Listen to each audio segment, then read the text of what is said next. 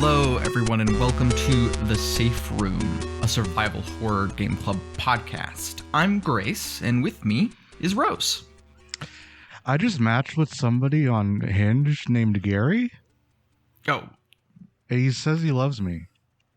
that's kind of, I feel like that's fast. It's pretty fast, Gary. yeah. Yeah, well, I mean, what else did he say? Are you like vibing? What was his picture? It's just him in sunglasses. I don't know. He was on a bike. All right, I mean, yeah, it seems fine to me. What was he wearing, though? Not a lot. Also, he had a caption that said, like, "Are you a dog person because?"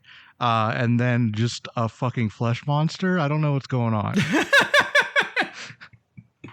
Jesus. I mean, maybe you should block this guy, I think. Yeah, bad vibes. Yeah, for sure. We played Faith, the Unholy Trilogy for this month. That's true. A trilogy that composes of 2 demos and 1 game. Yes, basically. Yeah. Yep. Oh, yeah. The first chapter is really like game jam vibe. Mm-hmm. out the wazoo. Basically the premise is this is a like 8-bit kind of like is it Amiga vibes? I guess it feels like pre-NES almost, right? Yeah. Or like PC pixelated stuff. And it's about exorcisms and demons and whatnot. Yeah, the game itself is like pretty simple. Basically, you walk around, you pick stuff up. There's some like puzzle game, adventure game stuff, and then also you can hold up your crucifix to fight, to banish demons and like exorcise objects, to get notes and stuff. And so most of the game, it's a little bullet helly. In that you're like running around dodging attacks and then just trying to like stay close enough to and be in the right direction to like hit the bad guy with your crucifix power. And so, yeah, I mean, basically the game kind of starts with that premise. The first one is about this guy, John Ward, revisiting the site of an exorcism he did a year prior and trying to succeed at exorcising the young girl who is possessed. Amy. And then it sort of spans out. It turns out Amy was part of this like gigantic Antichrist conspiracy that you have to stop. And and so the next, well, is the second game a dream? Am I making that up? Yes. That's crazy. Because Father Garcia comes in on the last episode and goes, "It's nice to finally meet you." Yes, that's right. I was like confused. I was like, did we meet already? But yeah. And then each game also has like a variety of endings depending on like what you do in them. And yeah, I mean, those are the basics. What did you think? Like, what are your general impressions and feelings? I thought it was overall pretty good. Yeah. I think aesthetically, the aesthetics are the strength of it. For sure, yeah. We don't really get any like fun story stuff until like chapter 3, I feel like. Yeah. And I think that's basically right. Yeah. And I think the combat definitely got better as it went along. But that first episode is fucking rough. Yeah, Oy. And getting one shot constantly is very annoying. Yeah, because that's basically like anytime a demon touches you, you're toast. Yeah, there's like bosses where they make the exception. Right. Especially if the boss is required. But otherwise it's chapters 1 and some in 2, I think. Yeah. Have some pretty brutal ones. Mm-hmm. Chapter 3 does as well, but at least those are like true ending stuff, so I can forgive that. Right. Yeah. But it's also like one of those things where like if you know what to do, the bosses are pretty easy. Right. Yeah. I think some of the stuff comes from like, the game. I mean, you have these basic tools and you can like intuit pretty quickly what the mechanics of a boss fight are. Right. But it is also like, you have to figure it out, and that takes trial and error. Right. And so there's a lot of like, I was yelling things such as, "Where is your hitbox?" at my TV. Yes. Yeah. Cause that's also the thing is it's like sometimes the distance is variable. Right. Or like, I don't know. Like there's that one boss in chapter 3 that's in the mirror and you have to put your crucifix at the mirror to get it to hit. Right. That tripped me up. That's not even how it works, but that's not even that's not even how it works? The cobwebs, yes. The boss, no. What? the boss works because you have to look at the mirror to know where to point the cross. Oh, okay. But it's a 3-dimensional space, of course. So the easiest way to do this is to just stand horizontal to the mirror and just kill the guy. Right. Yeah. Okay. Whatever. Annoying. Yeah. Well, that was the thing is I got that one the first try, and then I was like using a guide because you were like, oh, you should try and get the true ending stuff, and you probably won't see it unless you look at something. Yeah. Right. And so it said like, oh, like, you have to. It's like it's trying to get you in the mirror, not you on the field. Yeah. Or whatever. Which is like technically true, but like I understood that intuitively, and then like hearing it said that way tripped me up. And so I kept dying, or I kept thinking, oh, I need to do the opposite of what my instinct is, but I like had the right instinct before. And so that ended up taking like multiple tries. And I was like, yeah. But I did it the first time. Like I got it all intuitively, like fast, and then I like fucked it up by thinking too hard. So the way that my first run through I did that was like I didn't realize. So like there's that boss, the quote unquote secret boss that comes at you. So it's like a little orb guy, like a Final Fantasy flame orb guy kind of that kind of absorbs you and sends you to this other like a hospital area that you have to get through if it runs into you. Right. But the way that you kill him is that you just have to hold the cross up to it until the HP depletes, and it is like his HP bar is like it is this it doesn't reset if you exit a room, and so you can just like leave the screen, come back, he respawns, and then you just do that 3 or 4 times and he's dead. I didn't know any of this. So, and then that boss pops up after you get like the first few hearts, and then he shows up, or like has a higher chance to show up. And so what I had to keep doing was like go up in like towards the mirror room, and then I would get fucking fucked by this floating demon that would suck me into the hospital, and I thought I had to do both of them at the same time. And I was like, this is impossible. So I'm glad I'm glad I eventually read a guide. Yeah. I do think it has a little bit of that. Like it's not. This isn't exactly an old school game in sensibility, but there's kind of a like. There's lots of little secrets. There's lots of like, I think what makes chapter 3 really strong is that it really like explores the edges of the mechanics. Like I love the way that, I mean, this stuff is in the earlier chapters too, but like playing with light, the ability, like you can't see everything. And so you have to like, so cool. Yeah. And then that sequence with the camera, and you're just like walking through, it's completely dark. Fuck.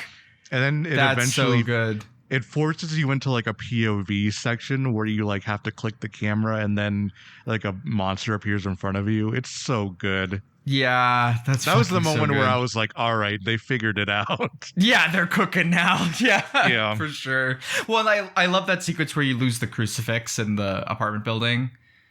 You like have to send it down the dumbwaiter. Mm-hmm. And it's just like, yeah, like, I don't know, that you know, the one thing that gives you safety is gone, and you have to like just navigate. Yeah. You know, and I think that like sense of, I mean, I think this is like generally a thing in game design.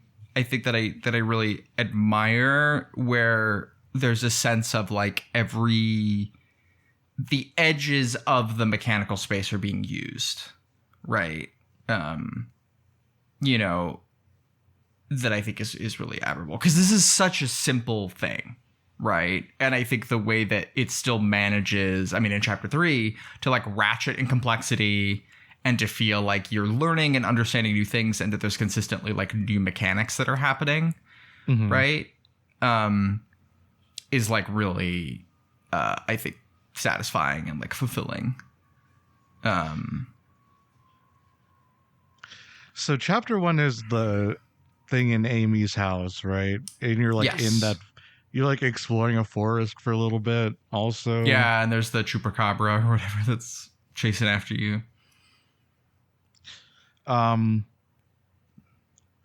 What happens in chapter 2? I legitimately don't remember. I like don't.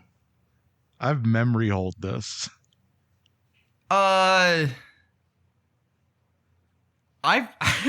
I feel like I don't know either, because it's sort of like, it's like I think the idea is like John gets run off the road right after the events of the first game, and then like wanders into, there's like the kindergarten or the like convent with the like children stuff attached, right? And you're exploring that and finding out about all like the fucked up things that happens to these kids because they're getting like slowly possessed by demons.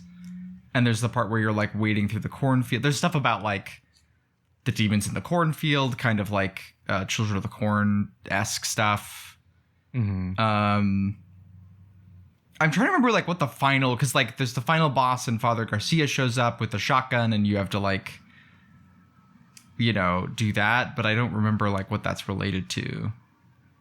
And then at the end you like wake up and you get the letter from Father Garcia that's like the boys are in trouble, the twins that are like also part of the family in the first chapter. And there's also, that's the secret. I didn't do this. I was thinking if I had time, I might go back and do it, because it's not that long, but I didn't end up having it. So there is like a secret ending in that game where it's like you make a pact with the demons and stuff. But I didn't do that. So there's like some secret quest stuff related to, like there's that part where you turn into like a spider demon. Yeah. You know? And then you like crawl under the bridge and you come back out normal. But there's like a thing there, and there's like the people working on the truck, like on the highway pass above you. Right? And like you can kill those people. And that's part of the quest to like become a demon or whatever. But I haven't, I didn't do that. So, but yeah, I guess it's like, not. Watch it be like the best thing in the game too. Yeah, I could believe that 100%. It'd be funny. I haven't seen it either, but yeah, I'm meant to go look at it. Yeah, I did watch all the part 3 endings. I should have done that for part 2. What happens? Okay, so what happens in that other part 3 ending where you go with the girl? Oh, it's basically the same. It's like, you know how you have the like, so basically at the end, is it your wife or your girlfriend? I guess I don't really know what the deal is with Lisa. It's like, it's like someone that John has some sort of relationship. Yeah. With. So, with Father Garcia, it's like you do the handshake bicep meme. Yeah. Yeah. And then, so it's like you're holding hands down instead. and then they're both in the car together. It's like basically the same. There's like a little bit different dialogue. Okay. But nothing too crazy. How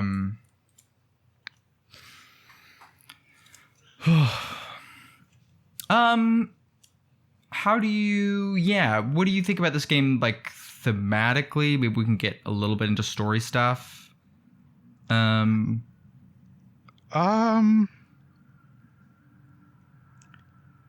don't know. I was gonna ask you that. Yeah, I have some thoughts. I do, and I did tell you this, but every time a demon says priest in a condescending way, it's great.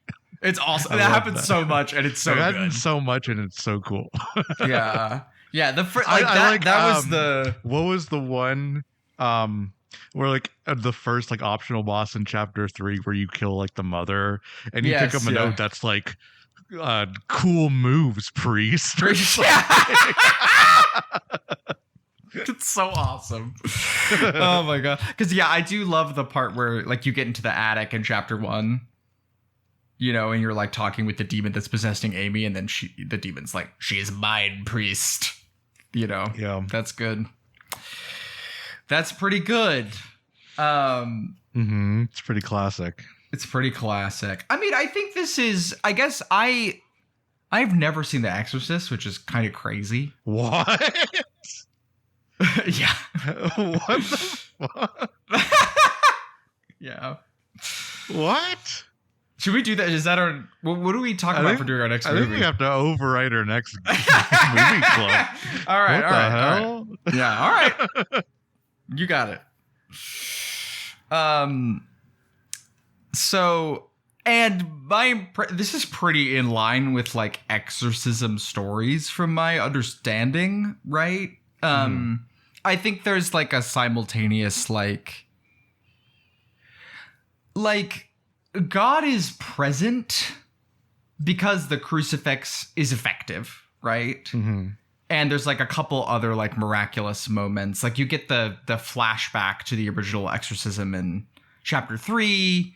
And there's like the part where basically, you know, John is like, this is too much for me. I can't handle this. And then the angel appears and is like, you know, what do you want me to do? And he's like, just get me out of here. Right. And that happens. But there's sort of like the angel's like, well, if you leave, like what happens to her will be on your head. Right. And then there's sort of the amazing flashback placement on that, too. Yeah. Because it's like right when you meet Gary. And like he kind of like knocks you out or something. Oh, right. Yes, he has the needle. Gets you with the needle. I think it's after that though, but when you get closer into hell or whatever, but yeah. Yeah, I think that's right. No, you're right. But yeah, I think that it's like you know, God is sort of distant and fickle, and in some ways like, you know, like God can't just be like, well, I'll give you the strength to handle this, or I'll like unpossess Amy, or I'll do a miracle, right? It's still like on you to figure this out and to negotiate with it. And so and like also the Gary stuff, like you get all the notes. I mean, and it's kind of fucking corny, but like you get the notes that are like the different initiate notes from Gary, the cult leader, right? And he's like, oh, I like those. You're in level 4. I like those. Those are like Patreon tiers. They really are. Yeah. Oh my God. No, but it's like, I think there's this cynicism about organized religion. And even like Father Garcia and John Ward, they're priests, but they're also kind of renegades, right? They're not really like, you know, there's the thing where it's like, what I'm about to do has not been approved by the Vatican, right? You know, so I think there's like, you know, the devil is everywhere and so real. And I guess God is real, but he's not really around, you know? And I think that that's kind of like an effective tone in relationship to this stuff, right? Like it feels like, you know, it's just sort of sad and like brutal, right? This is like a poor old guy thrown into like literally the most nightmare situation possible, and all he can do is like endure. and maybe God will help him sometimes. Right. And so I think there is kind of I don't know, there's like a cynicism or sort of a total thing that I think is kind of interesting and fun there. Mm-hmm. How do you feel about the abortion clinic?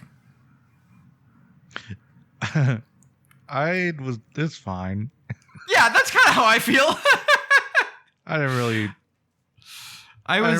put together it was an abortion clinic until now. Oh, yeah. Well, because it's I don't know that it in chapter 1. I don't know that it states it outright, but it's like the neighbors look down on Amy for working at the clinic, right? Right. Okay, yeah. And then that's that's like where she gets infected or whatever, and it's like one of Gary's network of like evil places, right? Because they like sacrifice kids to like summon Gary, right? Yeah, I think that's like right. That. Yeah, I'm forgetting how that, because you do get that note that's like about his parents, basically, right? I do love the like the repeated like, Gary is a normal human being, just like you and me. Just like you and me. My normal human being shirt. Yeah. A lot of questions. Exactly. Yeah,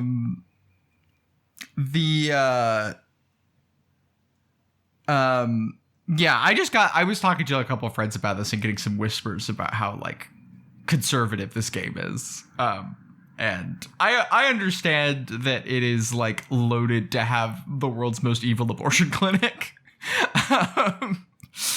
And then you fight all the babies there, Yeah.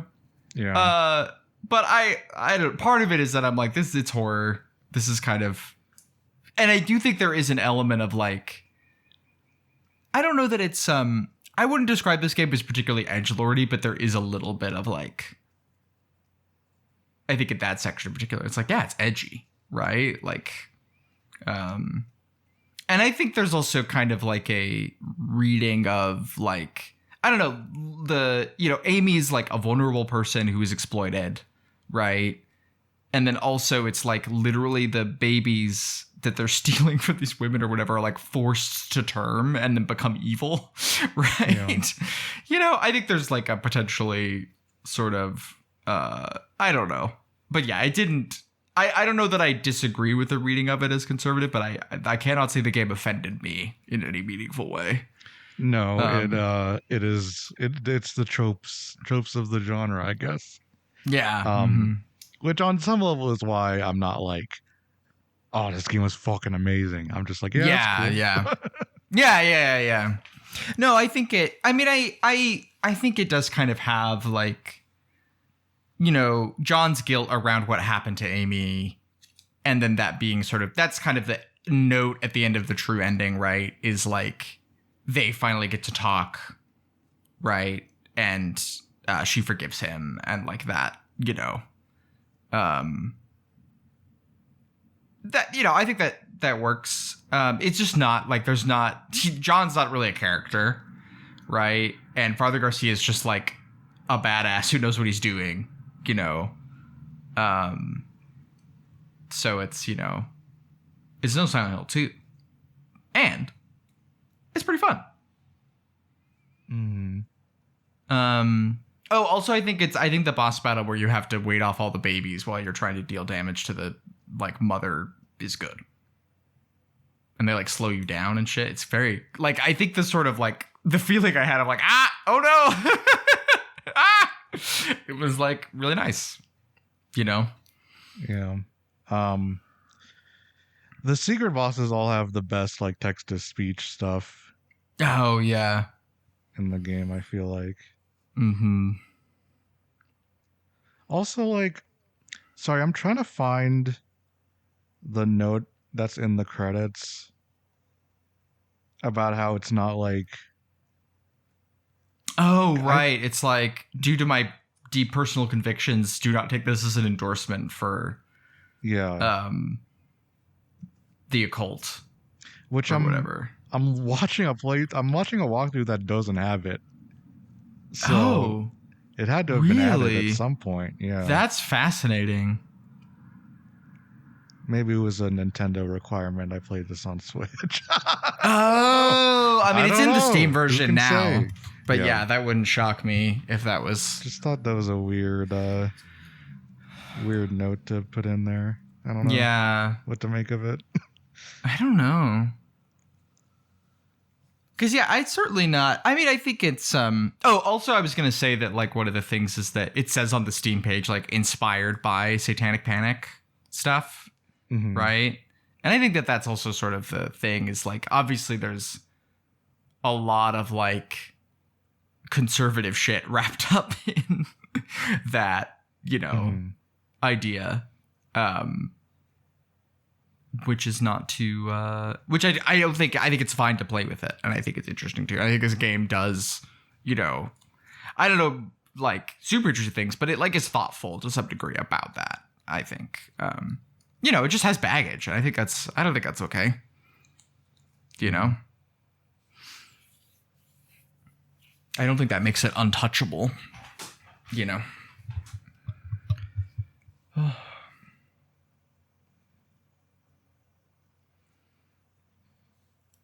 Yeah, people online try to get you to not engage with anything, I feel like. That's true, yeah. I do feel like I mean, it's tough because I do think this is like a more general thing. It's not really about faith. But like there's sort of a, you know, you only have so much time in your life. And to some degree, you do have to like make decisions about what you are going to engage with. And that like is just normal. And sometimes you make decisions that are like, well, you know, my friend told me this wasn't very good. So I'm not going to check it out. And I think that's like very reasonable. I do think that I feel like there are times in the past where I have like dismissed something because of things other people have said and then like watched it later. And I was like, oh, I actually like really disagree, or I really think there's something interesting here. Or, you know, or even just I'm glad I experienced this and I'm glad I didn't write it off, even if I don't like it. Right. And I think I think there's the normal like scrutiny that you just have to have as like a human being. And then there's, you know, also like keeping an open mind and being willing to investigate something is like important. I think. I found it. Due to my strong personal convictions, I wish to stress that this game in no way endorses a belief in the occult. Yeah. Huh. Okay. Yeah, I mean, yeah, it's not real. It's just like one of those things where like nobody thought that you did. Right. I don't know. Were there Gary cosplayers out there that he was like, I can't. You know, I love that. What's that? Did you go to like the shack in the forest in chapter 3 where there's like the seal that you have to go, you know, exorcise those like chained up people? And there's the shack and there's like the picture of like Gary and the two other occultists or whatever. Yeah. And you're like, yeah, that looks like a picture you'd see at a sci-fi convention, you know, or whatever. Those seem like real guys.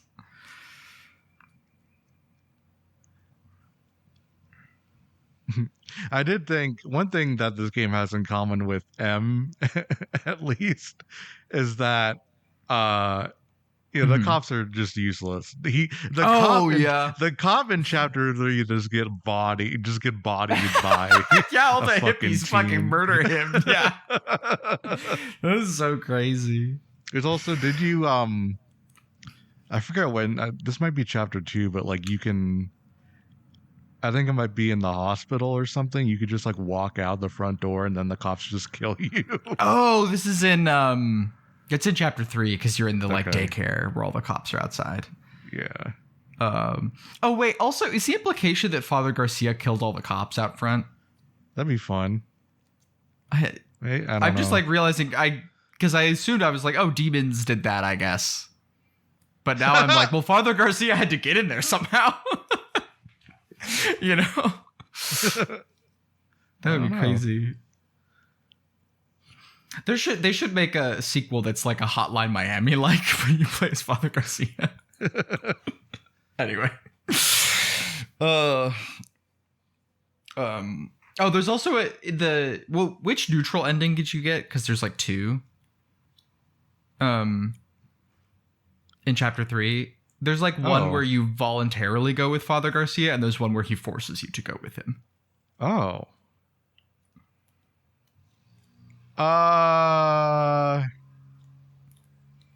I think voluntarily, I guess. Yeah, there's a part where John's like, I need some time to like process this, and Father Garcia's like, get in the car. Points a shotgun at him. So it was not really? a request. Okay, yeah, I didn't get that one. Yeah, I don't know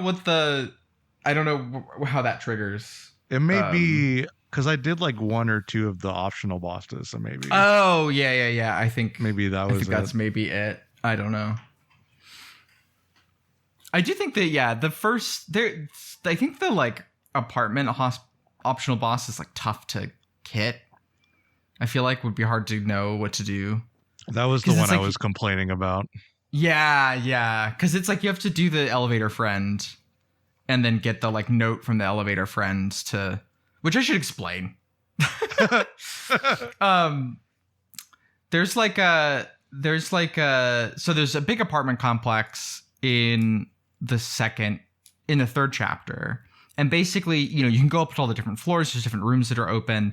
There's like, you've been getting letters from this woman who's like distressed about her environment. It turns out the landlord of the apartment complex is Gary. And has been, using it as a means of like getting stock for his blood sacrifices and whatever. That part where it's like the super creepy message, and at the end it's like, reminder that rented utilities are due at the end of the month. Anyway, so basically, like, you can find this note that's like a drawing from a kid. It's the elevator friend, and then if you hit number 7 on the elevator multiple times, then he shows up, and you basically have to like wander the rooms of the apartment complex, and he shows up. Like, sometimes you can see him, sometimes you can hear him, and you have to like banish him. And then you get a second note, and along the notes are like a string of numbers, and it's like, and apparently this is a real thing, but it's like the sequence of floors you have to go to in order to like activate the secret area where the like special bosses that will let you break the seal right at the end of the game. And so you have to so it's like, it's not impossible to figure out on your own, and it's not the most intuitive thing, right?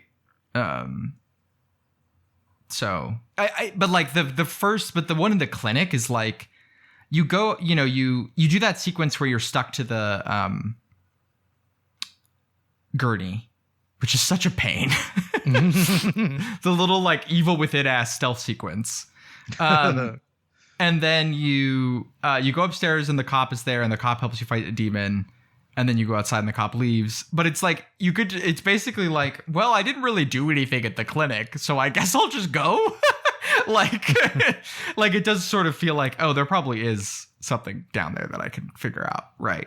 But I feel like you can rescue it's not Tiffany, I'm forgetting her name.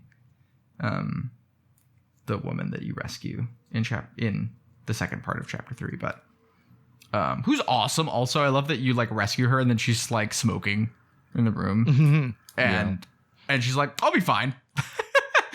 Like, you take care of your things. I'm good. Cool. Yeah. So yeah, I think it is like, some of the stuff is like definitely like feels like a secret. Whereas that first one is like, I think intended to kind of set you up to understand that there's more to each area. Oh yeah, there's also an ending where you just like don't do anything, and then the apocalypse comes. Oh, I also did not see that. Yeah, it's basically like, I think I don't know exactly how it works, but it's like, maybe you can go back to bed, or you just get in your car and drive to the place, and then get in your car and drive back. or something. That's awesome. Yeah. Oh.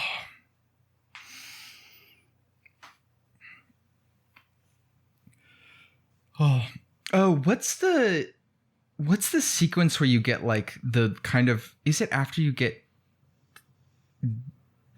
injected in the like cult compound? There's like that sequence where you get like all the images together of like the montage of stuff. Oh yeah, that was cool. That was sick as hell. Yeah. I wish the game did more stuff like this, because like the rotoscope stuff is pretty cool. It is really cool. Yeah. And there's definitely like some really cool moments there, especially with the monster designs and stuff. Yeah, but like cutting in actual like footage, that shit's cool. Yeah, I think like something that this really underlined for me about like the role of the cutscene in survival horror is like, or in horror games generally, is that it's a moment of total vulnerability, right? Where you have literally no control over what happens next. And that that being like an element that this game kind of utilizes, right? Like obviously it's sort of like they do a lot of jump scares where it's like you walk by something and then you get the quick cutscene or whatever, you know? And I felt like that was such a potent example of that, where it's like, you know, you're kind of witnessing all this sort of mundane to horrifying, because there's that part where like the dogs are eating the corpse or whatever. And then there's like all this just like demon shit happening, right? And I think that like that kind of long stretch where it's like you're not doing anything, you're just witnessing this stuff. And then knowing that like you'll come back to a moment of agency, but that for now is like being held from you and you don't have an ability to do anything, I think is like really effective, and I think can be such a like gut punch in this stuff. And so yeah, I think I like the way the game utilizes that most of the time is like not in a very interesting or subtle or like well, not interesting, but like I don't want to say it's not interesting. It's not subtle or like not there's not a lot there except the jump scare, right? And so seeing this moment, this kind of extended piece where you're really getting something that feels more like scarier on a level that is not just like, oh, there's a thing with teeth in the dark and it's yelling at me, right? Did make me kind of yearn for that to be present through more of it, for sure. Yeah. I don't know if this is a me problem. Maybe you can tell me if this is a me problem. I don't think demons are very scary. I don't think most things are very scary is the thing. Right. That's like fair. I saw, like I would, people, Patreon listeners will know that I talk about my horror movie club that I am a part of or like participate in, whatever. And we would go see a movie and people would be like, that was so scary. And I'll feel like, yeah, okay. I guess. Right. Yeah. Because the part where there was a jump scare startled me, but it was a jump scare. Right. I'm trying to think like, because I definitely have had that. Like, I don't know I've been, because I like a movie that scared me is Blair Witch Project. That movie scares me. And whenever I talk to people who are like, it's not that scary, I'm always like, what the fuck is wrong with you? like that's the scariest fucking movie ever, right? Like there's something about that just really gets to me.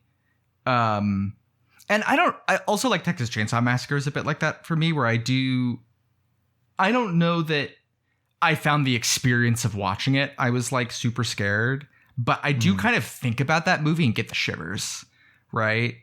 There's so much, because it's, I don't know, the stuff about like, there's so much stuff. I think this is one of the things that, and maybe this is something that gets me in horror, generally speaking, or that I find scary, is like the act of seeing. Like so much of Blair Witch is literally about this kind of observation, right? There's a camera. We're witnessing these people have this moment together. And I think there's also kind of this question for me, you know, they sort of all, or the lady especially, I don't remember any of the characters' names, but she refuses to turn off the camera, right? And I think there's kind of a question of like, well, what would happen if they did turn it off, right? Is the Blair Witch like pursuing them, making them get lost or whatever because they're like observing in a way that they shouldn't be, you know? And I think there's something just kind of scary about that, like sight, or like knowing that the character is seeing something that you were not privy to. And there's a lot of stuff like that in Texas Chainsaw Massacre where you're not really witnessing like gore. You're watching someone witness violence. Right. And that being like, there's just, I think there's a lot going on in Texas Chainsaw Massacre, but that's like one of the subtleties of it. And I think that I guess it's a movie where I can think about the themes and it makes me feel scared. Right. And maybe that's sort of the thing. Maybe I'm just like, I don't think demons are real and I don't care about the anxieties that they represent, I guess. Maybe that's the issue. But yeah, did you see Longlegs, by the way? I did. Also, it is worth noting that 30 minutes ago you said you haven't seen The Exorcist. Right, yeah. Yep. So we'll see. Reserve judgment until we watch that. Yeah. No, we'll see. I'm very interested. But I I could be scared. Yeah, because that was something where I was just like, I am not the first part of the movie where you didn't know what was going on. I was pretty intrigued, and then it's like, oh, it's Satan. I was like, okay, like the Mr. Punchman meme, you know.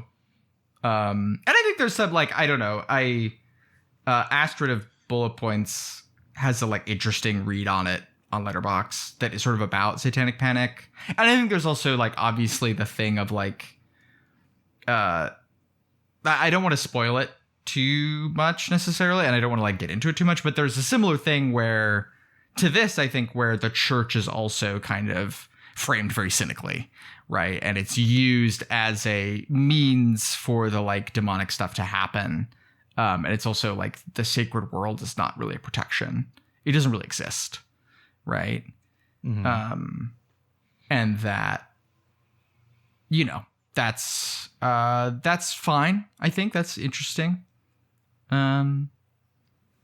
But yeah, no, and maybe it's possible. I guess like I have felt little urge to be like, oh, I need to go watch these movies. Like, cause there's tons of exorcism movies, you know, it's a whole vibrant subgenre, and I'm sure some of it is really good, but I don't really find it like scary in and of itself. Right.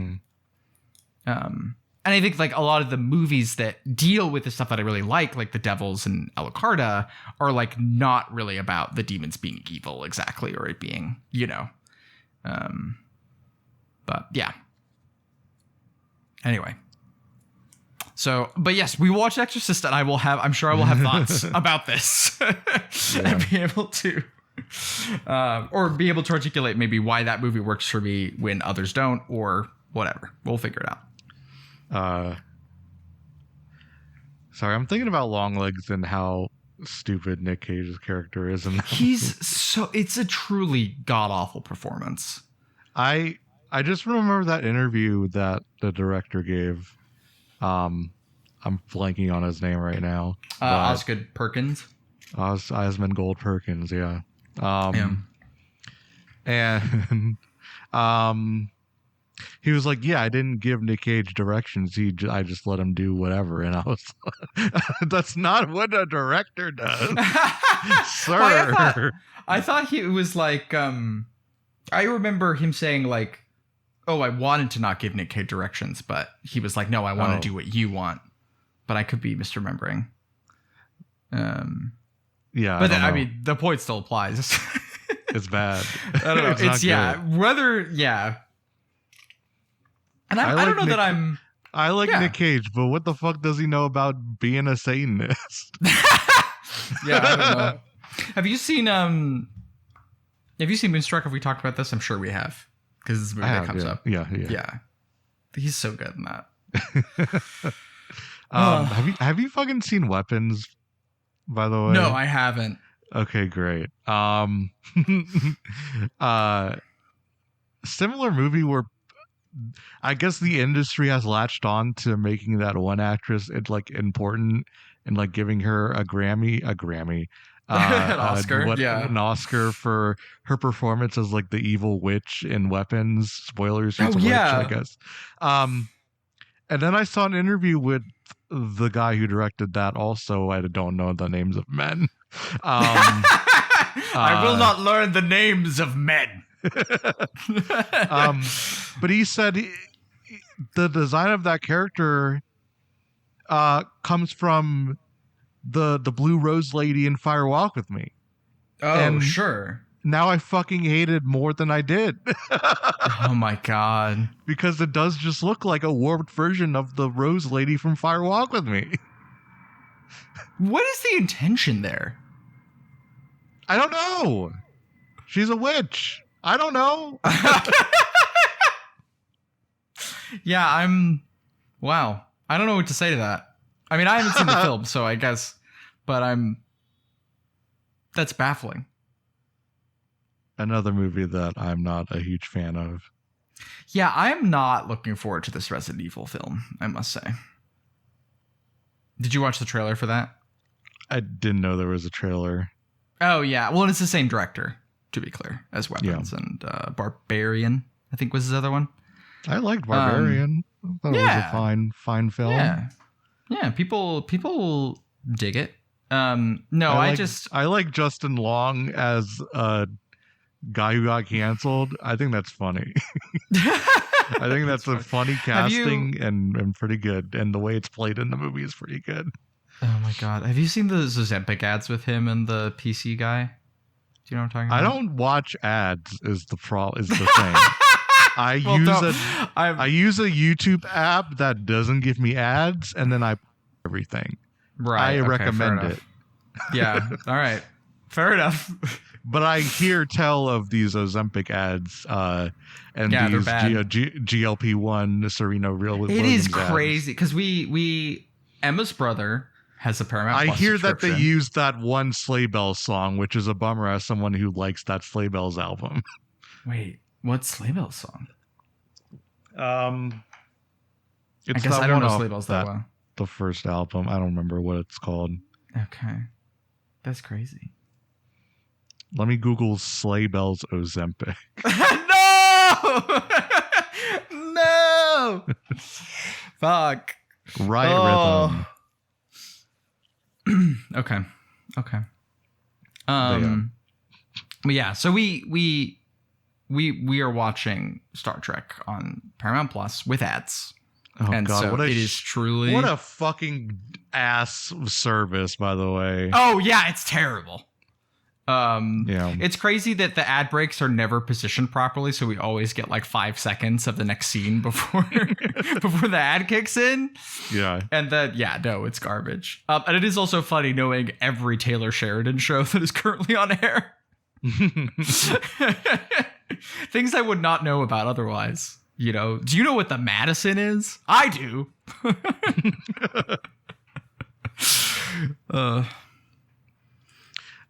When I saw, have you seen Mandy? No, I haven't. Okay, there's a scene where Nick Cage freaks the fuck out. Mm-hmm. And then it's this long one take. And then I watched it at a friend's house and they just using the free version of Plex. Oh my god. The one that the movies they provide you that's ad supported. Right, yeah. And so after that scene, he freaks out, and then it cut to a laundry detergent commercial. That's so bad. Yeah, I'm not watching movies on there, is what I'll say, right? It was fucking awesome. Yeah. Oh my god. I did watch the first time I watched Ginger Snaps. I couldn't, something happened with the file download. I did it too late, and so we watched it on Tubi. Hell yeah. And yeah, Tubi is great. Tubi legitimately good service. I think Ginger Snaps is getting an Arrow release. Is it really? Hell so. Yes. I heard tell of that. Ginger Snaps. Also, oh yeah, did you see the Devil's News as well? It's getting 4K. Yeah. I'm excited for that. Yeah.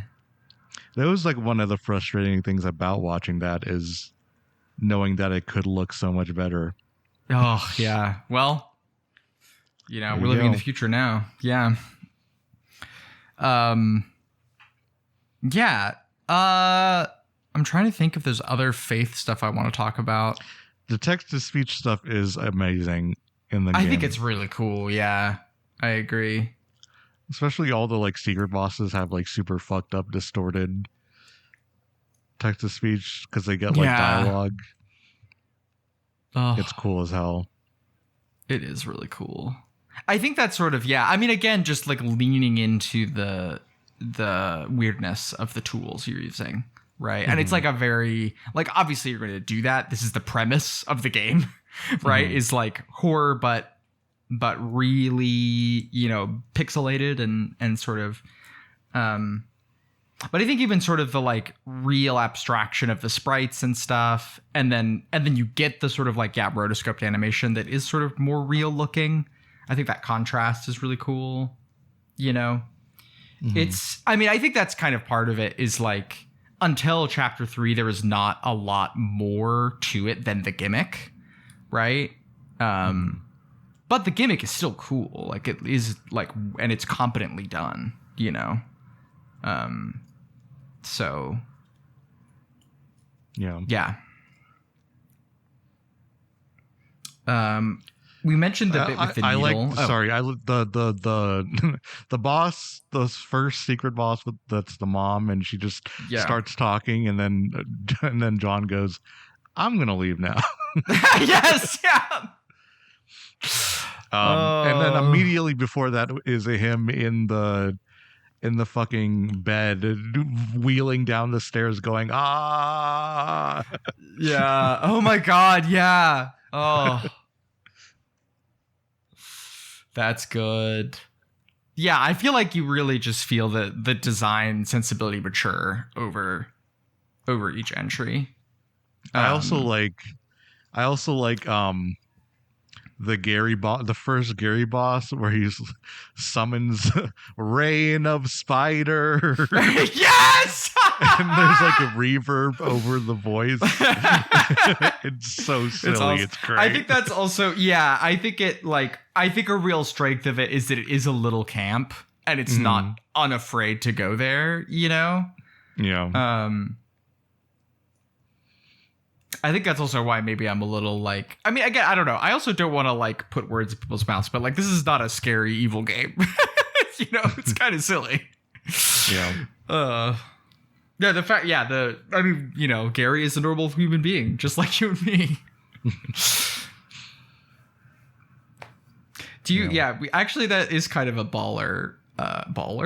That is kind of a great Hinge bio, actually. Your name is a normal human being. Just like you and me. I like that there's we mentioned the bit where you get injected with the needle and then have a weird dream that I think is this vision maybe that we were talking about, the montage. If I'm remembering correctly, which I might not be. But I think it's fun. There's that part is you're going in between two screens to do a puzzle. Yeah. Mm-hmm. And then you just don't solve the puzzle. Basically, right? That's awesome. Yeah, I think that's so great. What a great little bait and switch thing, Yeah. Yeah, I think that's the thing is really by chapter 3, it really just has it has verve, it has this inventiveness, it's fun, and I think there's sort of the thing of every location has these kind of sprawling gimmicks that are really fun and interesting. It gets a little bit, I don't want to put too fine a pin on it, but a little bit Zelda dungeony, right? That there's central mechanics that you kind of revisit or work through, right? In each area. And I think that's, it's just really clever. And, it's fun. Yeah. Yeah. I'm also curious what the, design process is in the sense of,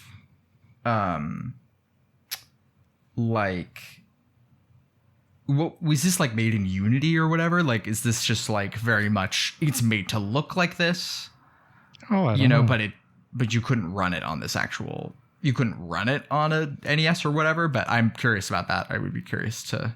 Because that's sometimes the case, right? With like, I mean, like Shovel Knight, you could not run on a SNES, right? Or whatever, as far as I'm aware, you know. But people also do stuff like, here's a new game that you can run on your Game Boy emulator, right? Or put on a cart and put into your Game Boy, and it will run, you know. So, I don't know.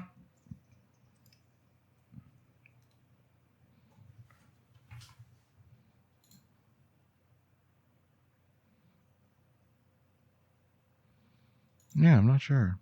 Yeah. I don't even know what the way to find that out would be.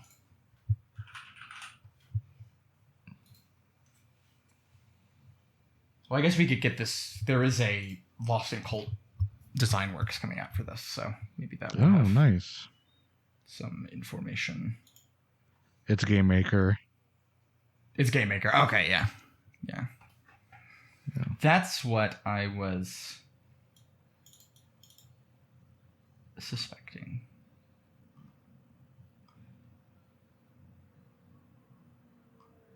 Yeah.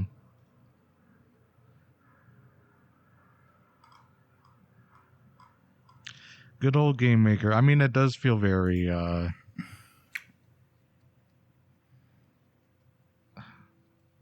is that sorry. I'm mixing this up with RPG Maker, but you know. No, but it has a little bit of that sensibility, right? Yeah. The RPG Maker sensibility for sure. Like there's a I don't know that they've played Corpse Party or whatever, but like you could draw a line between those things for sure. You know. I mean, the final boss is literally an Undertale boss. Yes. Yeah. Yep. Yeah. 100%. Which was like a lot easier than I thought it would be, to be honest. Yeah. The final boss. It took me 2 tries. Yeah, but it did not take me a long time. Yeah, but the first, the like second Gary phase, I was struggling with it. But yeah, once you kind of get that you can just like stay at the top or bottom of the screen and that most stuff won't hurt you, that was, then I was getting it consistently. Oh. Yeah. I mean, yeah, it's good. I would, if you listen to this episode and you're like, oh, that sounds interesting, you could certainly give it a whirl. You could do way worse things with your time. That's true. Do we have emails? No, we do not. That's all right. We spaced on requesting, so you know that's on us. But yeah. Well, I think that's it. Have we got anything to plug? Do we want to? Have you got anything to plug? I guess is maybe the better way to ask. Well, we're doing Eve for next episode. Yeah. Yes. Which is a shorter game because I'm also moving, so I gotta deal with all that as well. Yeah, very important. So I don't have anything else outside of that. Yeah, I guess. I mean, you can find me at Grace Machine at bsky.social. I'm also on my website, graceinthemachine.com. I'm also working at tier-review.com and we're doing an issue on the game Forget Me Not, My Organic Garden, which is a really interesting sort of subversive clicker game. And then after that, we're doing an issue on Oteme games. I'm rewriting an essay on Jacques Jean. I've been editing my buddy Ludzu's contribution on Club Suicide. And yeah, we just got cool stuff going on over there. I think Phoenix is writing something on Collar X Malice. I want to say what that's called. Anyway, so we got some cool stuff going on at Tier. Please, go check it out. And obviously, spookygame.club for all your safe room needs. You can sub to the Patreon for $1 a month and get podcasts on movies and handheld gaming and other stuff. True. True. Okay. Well, I'll catch you next time. But before I do, I'll share a little secret with you. Gary does not love you.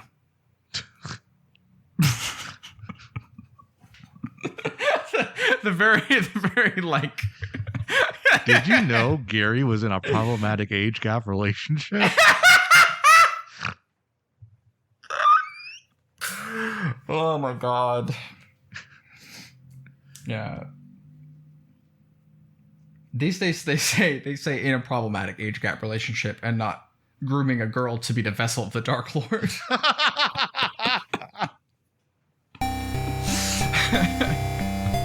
Anyway, on that note, goodbye everyone.